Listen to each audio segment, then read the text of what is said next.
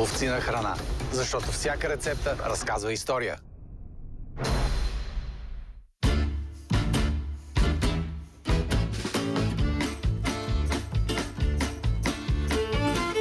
Андрей, ще те заведа в място, в което съм влюбен.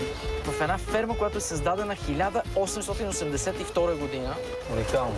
То ми изглежда не като малка фермичка, ми то си е цяло имение. Точно така. Фасенда Алианса е кафеена плантация, в буквалния смисъл на думата. Аз ти предлагам да влезем вътре, да видим имението и да се опитаме евентуално да намерим... Много ми интересно, защото аз много обичам историята. Хайде да го направим. Давай. Ето виж, гледат си кокошки за яйца. Тук сме супер. Браво. 1882 година, благодарение на фермата, съществува града. Тя е магнита и причината града тук се процесират. Всички процеси от момента, в който кафето е събрано. И какво се прави? Ела да ти покажа. Тук е идвал плуда, самите черешки, изсипвали се тук и след това в тези басейни, движение на водата и тежестта, гравитацията... И тук после са се сушели? Тук после са се сушели в много тънки слоеве и се е следяло слънцето. За да се направят... Точно така, за да може да се изсушава, да не ферментират. И според мен наклона е да може да се работи по-лесно. Да, и да се оттича водата. Това представям си там, че господаря е седял и е наблюдавал как се работи. Добра позиция. Добър изглед. Да отидем да видим къде е господарът. Надявам се да го открием някъде. Това е къщата, която е изцяло реновирана и тази реновация е продължила около 20 години. Все още текат някои дейности, които да я направят малко Но според мен плочките са си от край времето. Стъпваме на почти 150 години история. Така е. Супер. Мужияна като район, кафеен регион, е изключително популярен, но това място е много специално. Това място е дало живот на целия град. 1995 година идва човек, който е с модерно разбиране. И такова, което е изключително полезно за държавата, изключително полезно за района. И при този човек отиваме? Отиваме при този човек, той е много специален. Казва се Ренато Ишикава. Ма това е японско име? Той е японец. Ето. Това е човека. Hello. Nice to meet you. Welcome here, Andre. My pleasure. Thank you. Hi, Jordan. Renato-san. Welcome. Very nice to see you. Would you sit? Please, please, please. The name is Alianza. Alianza. Finca Alianza? Finca. No. Fazenda. Fazenda Alianza. This house, when it was created, there was not a town here. No, it was very far in the middle of jungle. Interesting history about this region, you know. The coffee is important part for the life and the people in the producing country. Coffee, we choose the one of variety. That's still Catuai, very special variety. Catuai, yeah. There are two types of Catuai. Yes, yellow and red. They're becoming red and one is becoming yellow. Yes, when it's but the taste, the final taste is most equal, no problem. No, it's no difference? No difference. Okay. And it's very good drinking. Jordan knows, but better than I. I'm very happy to be here and to also to explain to the Bulgarian people what is really the philosophy of a coffee. You drink a cup of coffee, what it's really the history behind it. Yes, and that is the pleasure. It's not only the taste. Невероятна история. В фермата Алианса сме, създадена през 1882 година. Нашия домакин и е купил преди 25 години, създадал отново с нова философия, защото целият бизнес, който се е започнал да се прави с кафето, е направил и да дойдат хора да живеят и да създадат град. Тук са приготвили типичната за Бразилия фежолада. Месо с боб. По принцип го приготвят с черни бобови зърна. Тук е с червени. Тук се прави едно нещо като качамак, но сух вариант на качамак, който се добавя към това ястие отгоре. Традиционна печка в Бразилия, където се е готвила фурната отстрани. Тук са котлоните. Виждат тези плочи като сачове в България. И се готви много вкусно. Разбира се, уникални медени съдове. Тук имат едно зеле, не мога да го определя точно между кел и бялото зеле, но е пак вид зелка. Само че листата са отделни, големи, леко накълцани с малко чесън и лук. Уникално вкусно и това всичко си го слагаш, си го комбинираш и ядеш типичната ястие фежолада за Бразилия. Имат голяма ферма с над 1000 говеда и ми обещаха да ни сервират невероятни стекове от тяхните говеда. Кампай. Кампай. And salute is in Portuguese? Portuguese salute? Saúde. Saúde. Сауджи. Това е нещо като кюфтенца от раци. Прави се на базата на галета, яйца и раци. Това е маньока, е сварена маньока и след това е изпържена в маслена баня и е уникално на вкус. Да. Другото, което е ребрата. Йордане, ти ще кажеш уникално вкусни. Коледа и Нова година. За мен Коледа и Нова година в едно. Thanks for the caipirinha. Тук е направена с it's lemon. Лимони, които имат цвят на портокал. Просто много интересен сорт. Тук е много типично да комбинират мента и ананас. Уникално вкусно. Толкова свежи продукти, толкова ароматни. Да не говорим за скаридите. Огромни пресни скариди. Изглеждат като малки алигатори. Всичко е много натурално, много вкусно. Renato-san, I want to thank you again for the lunch this time. Really, it's amazing. Thank you very much. Because this is special for you. Thank you. Visitor from Bulgaria. Thank you. Thank you. Приключихме с обяда. Ще ни сервират десерта на друга маса. Къщата е невероятно голяма и красива и навсякъде има зали за хранене. И тук са приготвили невероятно вкусни неща.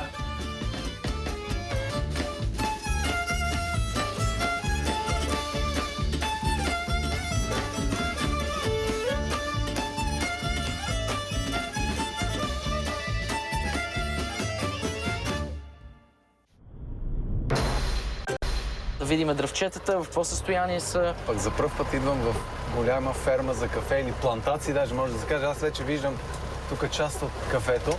Всичко е надписано. Алианса е много интелигентна фирма. Квадра, ето, квадра. Абсолютно всичко. Сорта, кой лот е. По време на зреенето има 3 събирания. А те нямат ли 2 пъти на годината да раждат? Тук не. Тук е веднъж. Вау, много хубаво, много красиво. Просто жестоко. Алианса просто наистина е... Ще ти покажа няколко неща. Да. И гледай сега какво става. Аз мога да го хапна, не? Може, да. Хъпни си го, внимавай с костилките. Но това е кафето. Почти онова, което наричаме кафе. Този сорт е катуаи, може да бъде жълт, може да бъде червен. Ти веднага посегна само към това, което е апетитно и вкусно. Да. И всичко останало абсолютно пренебрегна, за да взе си най-вкусното. Хапна го. Логично е костилките, които са вътре, да бъдат най-качествени. Така ли? Ако външният плод е хубав, и вътре зърната са хубави. Да. Аз съм food hunter, а ти си coffee hunter, нали така? Това са нашите професии. Да. Знам, че си скромен, но знам, че си и най-признатия европеец добре звучи, добре звучи. Какво пиеш? За търсене на най-доброто кафе в целия свят. Искам и на зрителите да обясня, имаме човек в България, който разбира от кафе, както никой в Европа, което аз имам голямото удоволствие да съм с теб. Благодаря ти за милите думи. От мен се очаква да избера най-доброто кафе. Да. А най-доброто кафе не е случайно и трябва да се запозная с много неща. Как чакаме да стане кафето, за да е най-добро? Трябва да бъде така. Озряло? Да. Има ли значение големината на зърното, което ще е вътре? Обикновено казва така. По-едите зърна са по-вкусни. Да. По-дребните зърна са не толкова вкусни. Това не е вярно, няма нищо общо. Ето разликата между Food Hunter и Coffee Hunter. Coffee Hunter търси плодовете и ги опитва и ги мачка. Food Hunter се изхранва с листата. Мен е интересно, защото винаги търся и, примерно, дали някой може да сготви с листото, което не се ползва по принцип. А и в първия момент ми заприлича на дафинов лист и си викам, че може пък да се сложи за аромат, може да има някакъв по-интересен аромат самото листо. Между другото, листата изглеждат много добре. Да. Ето.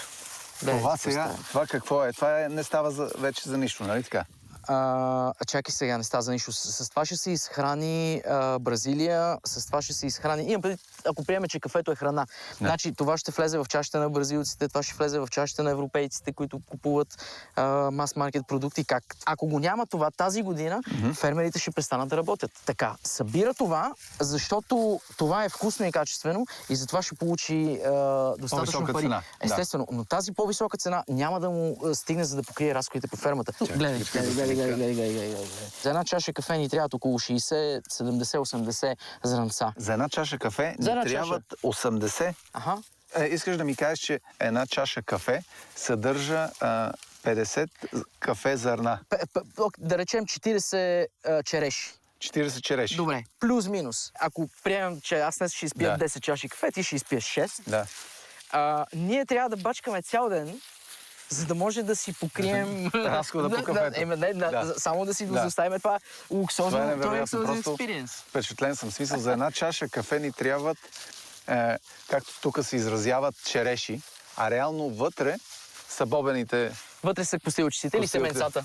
Тези дървета са на колко каза? 10-15 години? Да, между 10 и 20 години. 10-20 години. Кафето почва да става на 5-та година, самото дърво или храст.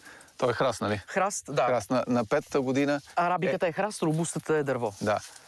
Става време за беридба. Ти каза няколко много важни неща. За мен са ключови като човек, който търси най-доброто кафе. Получавам обаждане. Знаеш ли, Йордан, трябва ми състезателно кафе. Да. Искам да се състезавам. Аз съм бариста в Корея или работя за, да речем, китайска компания. Искам да ми намериш състезателно кафе. Да. Какво означава това? Представи си, че тази ферма ще произведе нещо от порядъка на 10-11 контейнера. Един контейнер съдържа 18 тона. Да. Кафе. Или 320 турби по 60 кг.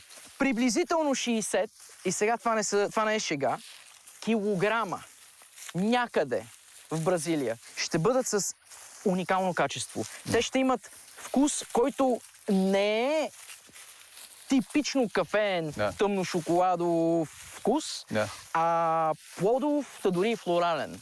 Тези кафета са състезателни кафета. Те трудно стигат до крайния клиент поради редица причини, но дават възможност индустрията да върви напред.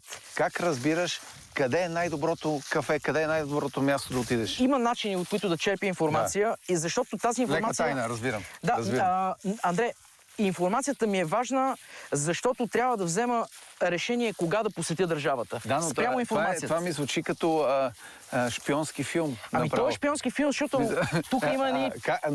Ето ти не искаш да ми кажеш даже как разбираш. Не, ще ти имам кажа. приятел, имам... Ако не може, не дей. Не, обяснявам. Аз разбирам кога да дойда в държавата. От приятели, които ми казват каква е ситуацията. Аз знам, че ще има някаква разлика в самия плод и трябва да действам по различен начин. Трябва да отида малко по-рано или трябва да отида малко по-късно, защото аз не съм сам. Има преди, че тук в момента има кофи хънтъри, основно японци, които, защото те имат традиции в това нещо, ако те докопат...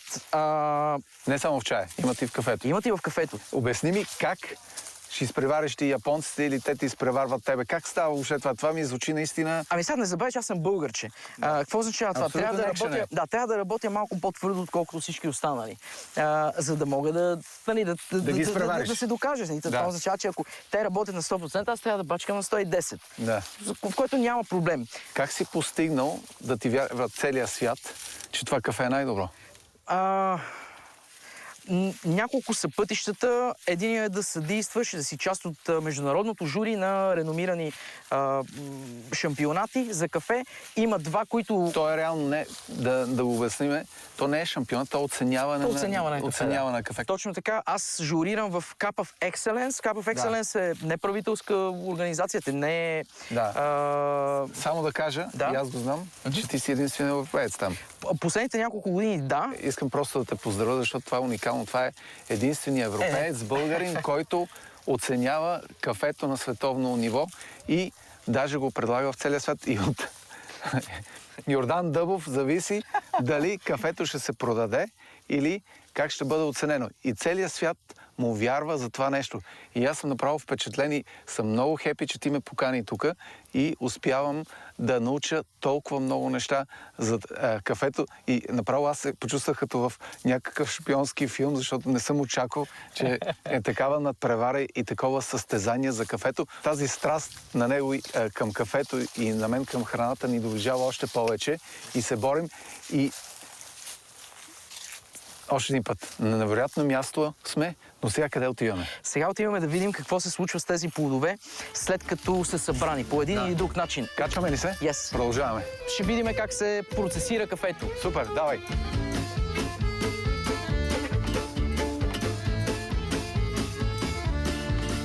пристига с камионите, изсипа се горе и след това минава през водни парзалки, въртележки, които разделят, влиза в камионетката и се разстила тук. В началото голяма част от кафето е било ето това. Зелено, зелено, зелено, зелено, малко презряло, малко червено. Първата стъпка да се измие хубаво. Да се измие, да се отделят зелените черешки и след това започва разстилането. Ако времето позволява и е по-добро, кафето ще прекара тук малко повече време, да речем 12, 13, понякога и 15 дни. До периода, в който ще се изсуши, достатъчно, за да могат да бъдат отделени всички месечни части механично. Супер. На този процес му се казва слънчев или сух процес. Което е супер. Взима слънцето и кафето го усещаме със самото слънце вътре. Абсолютно. Това, което трябва да правят, непрекъснато да го разместват. Да, за да няма влага отдолу. Точно така, за да може да не изгнива. Защото един от проблемите на сухия процес е, че могат да бъдат открити вече ферментационни нотки. Това не е добре. И след това? Ела да ти покажа нещо. Гледай. Зелено, презряло. Там е само озрялото, а тук е зелено и презряло. Не озрялото и презрялото. Колкото повече идваш на тука, толкова по-зелено става. Процентът на зелените е по-голям. Колкото по-зелено, толкова повече кафето отива за локалния маркет. И това, което видяхме, от него ще има изрезки, естествено, но най-доброто ще се нарече Specialty Coffee, защото вкуса му ще бъде по-различен. Това са силуси и кафето от тук пристига в тези машини, които се наричат Guardiola, механични сушилни. На базата на загрява се? Загрява се с горещ въздух. Между 36 до 45-6. Нещо в този интервал. Температурата на сушене, която е идеална, за да стане... Която е идеална, за да може кафето не само да не се променя. Да се изсуши добре и да бъде по-стабилно за по-дълъг период от време. Добре. Може да слезем долу да видим? Държа да го направим. Тя се вила... Оля, хай! Всяка гуардиола се контролира по-отделно и това, което контролират, е влажността. Колко време се суши така? Може би 12-13 часа. Всяка машина има своя печка. Фурна. Абсолютно. Не се загряват... И тук се загрява обаче с дърво, видях. Да, използват неща, които остават във фермата. Едно от важните неща, всички остатъци в кафейни остатъци, те са много, се редуцират и се унищожават на самата ферма, не отиват в природата. За сушене? Да, за сушене, за горене, защото в тях има много целулоза. По този начин фермата е здрава. Много важно е и не само за фермата, но и за околната среда. Страхотно е, обичам това място. Природата е страхотна. И просто те работят обаче върху това нещо. Видяхме уникални езера, които са направени изкуствено, ползват водата, имат навсякъде коне, добитък, направо хармония с природата. Андре, това е начина, повярвай ми. От 2013 година посещавам Бразилия по няколко пъти годишно. В Бразилия в момента има над 900 хиляди фермери. 900 хиляди фермери. 900 хиляди фермери на кафе? Да. Това просто аз не мога да да ми събере главата такава цифра. Аз посещавам топ 20, като всяка година се опитвам да добавя още един в моето портфолио. Аз гледам много напред във времето. И за да може да бъда успешен, за да може и хората, за които работя и за които търся кафе, да бъдат щастливи и да се обръщат към мен година след година, аз трябва да разширявам своите познания, защото, повярвай ми, най-добрите фермери в Бразилия не спят. Те се учат. Аз се опитвам да изучавам не само пазара, който потреблява кафе, а също така и унази или тази част, която произвежда кафе, но тя е различна не само държава от държава, а и ферма от ферма. Кафето къде отива след като е обработено там в гладиолата? Кафето отива в силуси, в които прекарва няколко седмици. Фермерите наричат този период репосо тайм. Репосо в превод от релакс. За да може тези водни молекули и тази водна, това движение на водните молекули да се стабилизира и да се отпусне и това изцяло ще промени вкуса. Това е както като печеш един стек. Колкото го печеш, толкова трябва и да почива после. Реално се остава да почива и соковете обратно се върнат в фибрите. Кафето ми звучи по същия начин. Сега ми става ясно защо аз предпочитам стека ми да е 1 минута. Защото аз не мога да чакам. Значи, Ето ги и говедата. Хубави животни. изглеждат здрави и всички са надписани, знаем коя е, какво е яла. Поправим, ако греша, но ако е лошо годината, те имат производството на говедата и до някъде компенсират някои разходи с него. Най-добрите фермери мислят дълго напред, Да. защото производството на кафе е рисков занаят. Всичко е надписано тук, всичко е... Така като хода и във Франция да посещавам винарни и те също така са надписани, даже коя година е насъдено... Не можеш ли да ме вземеш някой път с тебе? Ама разбира се, Какво това е трябва да повод, направя? това е повод да отидем. Внимавай какво Отивам. казваш. Добре, Не го добре. обещавай. Не мога да ти го Защото- обещая на 100%, но Добре. ще се пробвам. Окей. Тръгвам веднага. Добре.